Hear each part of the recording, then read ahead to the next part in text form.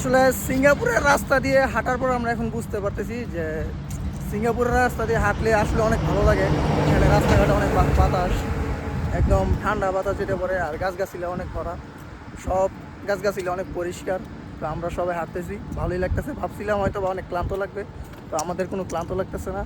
রাস্তাঘাট অনেক ক্লিন, তারপর গাছগাছালিগুলো অনেক মাস্ট বি অনেক সুন্দর, অনেক পরিষ্কার। তো দেখতেও ভালো লাগে, অনেক ঠান্ডা পরিবেশ। তো আমরা হাঁটতে হাঁটতে কথা বলতে বলতে যাইতেছি। তো তোমাদের কি কেউ কিছু বলবা নাকি? বললে বলতে পারো, সমস্যা নেই।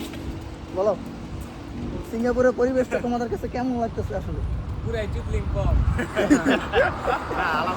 আসলে এখানকার এই ওয়েদারটা খুবই সুন্দর, বাট এখানে হইতেছে আপনার নিয়ম কারণ আইন অনেক হার্ড।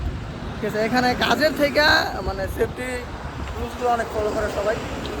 ঠিক আছে, তো আপনারা সবাই আমাদের জন্য দোয়া করবেন।